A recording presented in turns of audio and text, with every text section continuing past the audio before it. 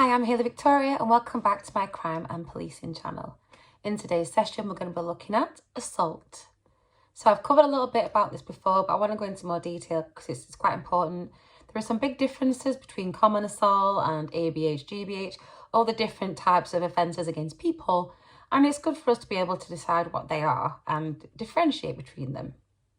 We're going to start with Section 39 of the Criminal Justice Act 1988, and we're going to be looking at common assault.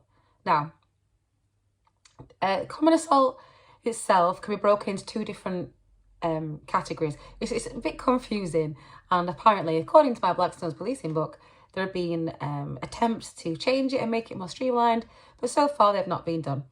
So what we're going to look at first is common assault where no force is used. And then also under Section 39 of the Criminal Justice Act 1988, there's common assault by beating, but that's both under the same thing, okay? So the first one then, where no force is used, words alone can constitute the offence of assault. So a letter, threatening silences even, can be classed as assault. Let me read the definition for you, and I'll go through it bit by bit. So any act, so this could be, like I said, a letter, telephone call, words, be shouting at you in the street, which intentionally, so you deliberately act in a way that, you know, you want to leave the victim in no doubt that they're going to be, you know, assaulted or subjected to personal violence is the official terminology. Or recklessly. So we've used reckless before in definitions, so you can see the possible consequence of your actions, but you're still going to do it, okay? Cause another person to apprehend, that means another person believes. So immediate, so not necessarily instantaneous, but, you know, within a minute or two, for example, if a threat is made from me outside your house, it's going to take me a couple of minutes to get up to hit you, right? And unlawful, so it might be lawful if it took place during sport, for example. And then it's personal violence, so the person should fear for violent act being committed against them. Okay, so that's common assault where you've not actually used any force, because words alone can make that offence. So let's say you and I are somewhere, and I'm like, I'm going to come over there, I'm going to kick your head in, right? And if we're on the same street, for example, it's quite easy for me to come and get you, isn't it? And so you might be thinking, oh, she's going to come and get me, she's going to hit me. I'm not a violent person, by the way. I do martial arts, but for fun and for exercise, not because I want to be in Cobra Kai or anything. So, yeah, so if I can get to you quite easily and I'm telling you I'm going to kick your head in, if you genuinely believe that, you're like, eesh, that's assault, right? If you're on the other side of a fast-moving canal and I can't really get to you, I'm like, when I get over there, I'm going to knock your block off. But I'm not going to be able to get to you, you know, immediately. So within a couple of minutes, that doesn't count because there's no way I can get over a fast-moving canal. I'm not a dolphin, all right? Okay, so common assault, that's the first side of it. Common assault with no force. I'll go through that again. So any act which intentionally or recklessly causes another person to apprehend immediate and unlawful personal violence. So you can do anything. You can say it by letter, you can say it by email, text, telephone call, Facebook, I don't know. I'm outside your house, I'm going to batter you. It happens.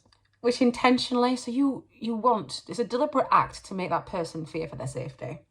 Or recklessly, you know what you're going to do is going to make them fear for that, but you're going to do it anyway. Cause another person to apprehend, that person believes you're going to do it. Immediate, it's going to happen soon, very quickly, within the next minute or so. And unlawful, so you're not playing a contact sport, personal violence. Okay, that is common assault, the first one. So the second branch of it then, even though we're still under Section 39 of the Criminal Justice Act 1988, this bit is common assault through beating or battery. So common assault by beating, this involves the actual force by an assailant on a victim, but only results in very minor or no perceivable injury. So you've not broken skin or anything like that. So the definition is as such. Intentionally, the suspect purposely takes part in some kind of conduct which applies unlawful force on another person. So intentionally or recklessly applies, so it means you make any contact with the victim to make them suffer unlawful force. Unlawful force, so only the very slightest degree of force is required. It can be applied by the human body itself, so you could slap someone, Will Smith, or by an extension of the human body with an implement or weapon on another, somebody else in it. So the application of force can be carried indirectly. For example, a suspect punches a man carrying a baby, causing him to drop the baby. The force is applied to the baby. There you go. So they're common assault offences, triable summary only, and the penalty is up to 6 months in prison. If common assault, if any offence really, if common assault is racially or religiously aggravated, then it will be classified more seriously because it's a hate crime. So that's just an interesting thing to note down there for you. So yeah, common assault, 2 branches of it. One's where you hit someone, one's where you don't. Words alone can constitute an offence. So an example could be me and you are in a car park. I push you, you fall onto the floor. Have a think about what I've just said. Is that assault by beating, or is it common assault without force, do you think? Well, the answer is the one with beating, because I've applied force to you, even though it's not hurt you, you know what I mean? I've still applied that force. If we're stood in the car park, I'm like, if you don't shift your Range Rover, I'm going to knock your teeth in, and you generally fear that I'm going to actually subject you to immediate violence, then that is common assault without beating. So I've not actually physically touched you. Hope that makes sense. The next one we're going to look at on our scale is ABH, actual bodily harm. It's actually called assault occasioning actual bodily harm, which is section 47 of the Offences Against a Person Act 1861, going way back now. And I know some of these laws we talk about are kind of old, but that's because they were true then, they're true now. And, you know, hating people is wrong. Come on, guys. Let's just be kind to each other. Anyway, so ABH is next up on our list. So the difference between this and common assault is the severity of the injury, so the degree of injury, which is going to happen all the way up this scale. So with ABH, the degree of the injury is much more than common assault. You can actually see it or feel it. Do you know what I mean? It's not just like, oh, well, she pushed me, but whatever. You might got a bruise or something like that, and you felt it. So that's what your actual bodily harm is. The penalty for ABH, it's triable either way. So depending on the severity of what you've done, you could go to Crown Court if it's particularly bad, or you'd be looking at the magistrates if not. You get up to 5 years in prison for this one. Next up on our assault ladder is GBH. So it's actually a longer title than GBH, just what everyone calls it in it, which is unlawful and malicious wounding or inflicting GBH, which is grievous bodily harm. Now then, this is higher up our assault scale. So remember, we started on common assault, which could just be words. Then there's common assault by beating, which could be like a little push or a shove or whatever, only the minorest of force. Then we've got ABH, which is bigger, bruises and stuff like that. Now we are looking at GBH, okay? So this is section 20 of the Offences Against a Person Act 1861. And it states, it's an offence to unlawfully and maliciously wound another person or to inflict grievous bodily harm upon a person. The suspect must know that the actions would result in some kind of injury, but does not necessarily have to foresee the degree of injury. The injuries can be caused either with or without a weapon. So to understand this offence, careful consideration needs to be given first to meaning of the certain words. So unlawfully means without lawful justification, and maliciously means an actual intention to do that particular kind of harm. And then obviously we looked about recklessness. You can foresee a risk, but you're doing it anyway. Examples of GBH, so grievous bodily harm, include injuries which result in permanent disability, a loss of a function, visible disfigurement, broken or displaced limbs or bones.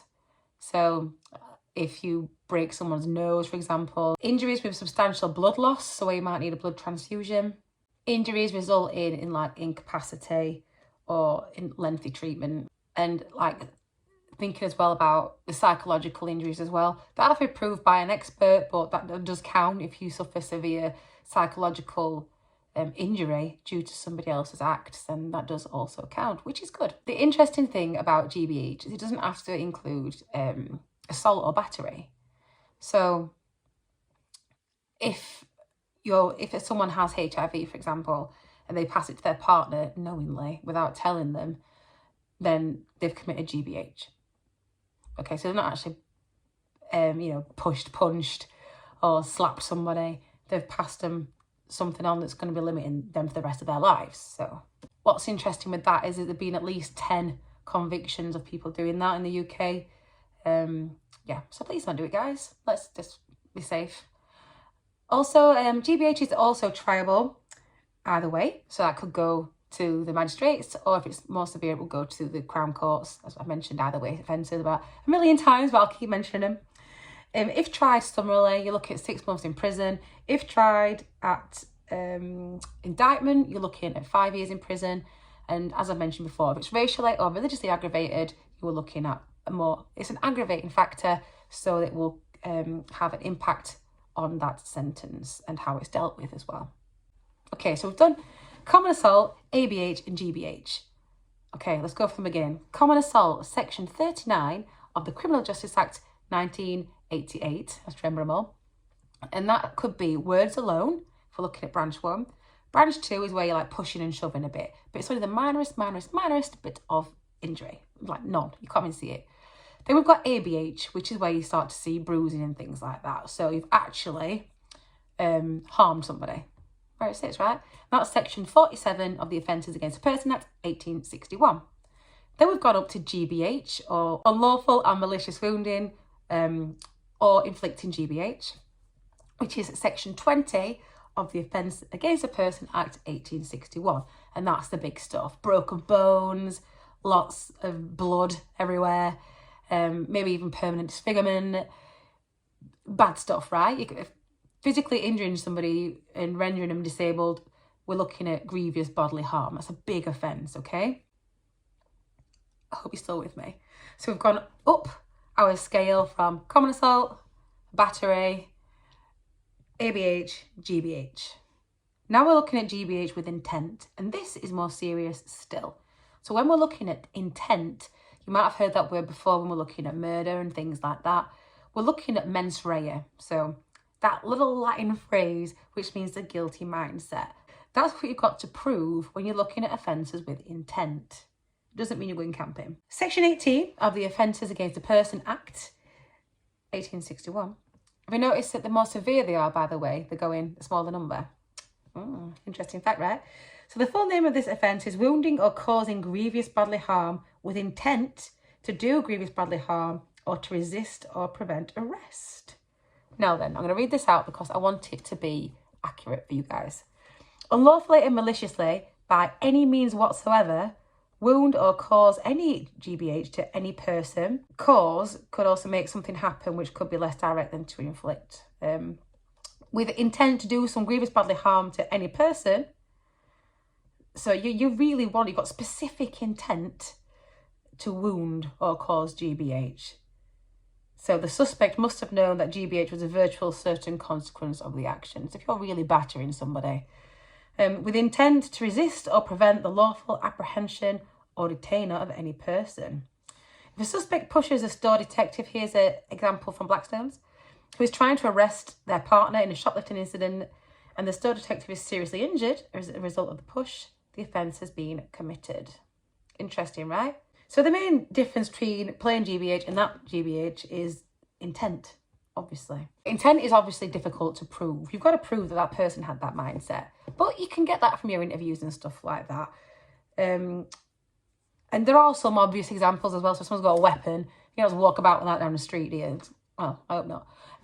So there are some other aspects which can help you with your investigative trails. But yeah, it's all due to your the conversations you have. I know one case, I'll help you with this, where someone was done for GBH with intent. And that is where they had assaulted somebody outside a nightclub.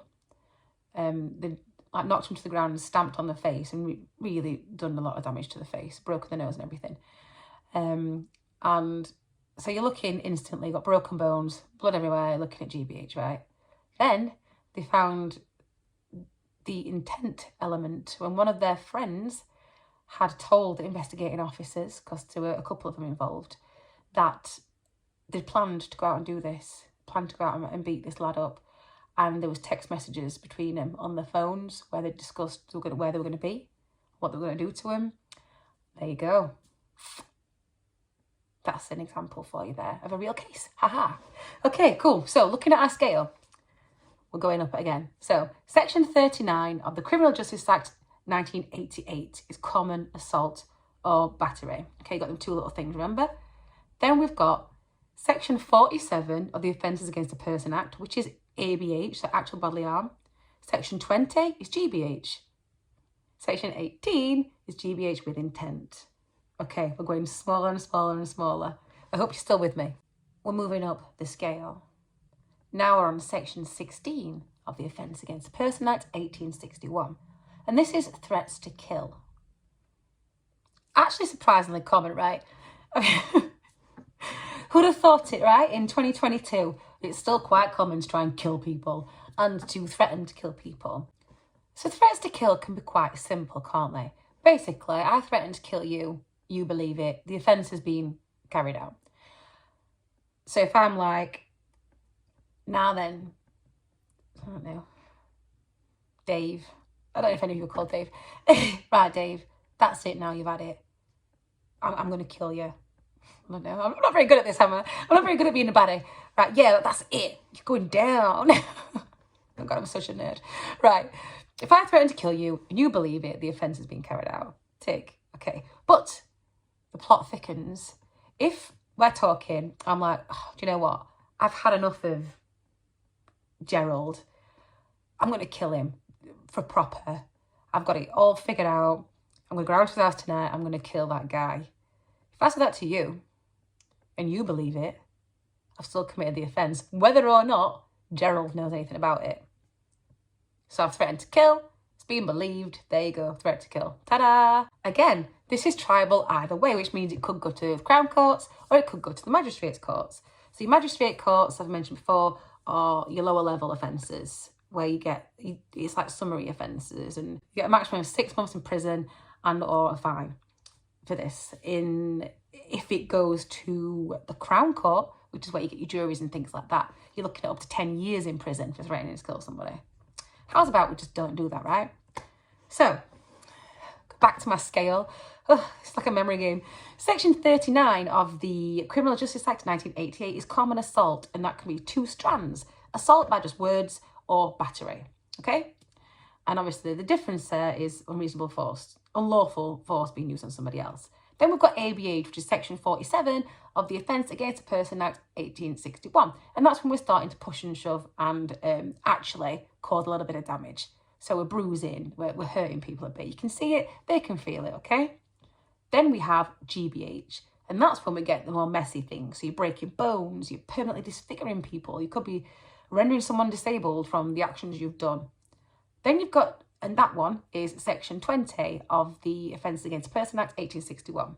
Then we have GBH with intent, which is all that nastiness we just discussed, but you've got the mindset, the guilty mindset, to commit those specific offences. You're going to break that kid's face, okay? That is Section 18 of the Offence Against a Person Act 1861. Now we're at Section 16, which is threats to kill. Threats to kill, like I said, is quite simple. I'm going to kill you. You believe it. Ta-da! Or, I want to go kill your friend. You believe it.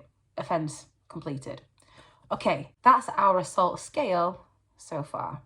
I'm going to leave that there today, and next time we're going to move up to manslaughter and murder. That's going to take a lot more unpicking, so let's just leave our assaults with threats to kill today, and then next time we're going to go and look at murder and manslaughter.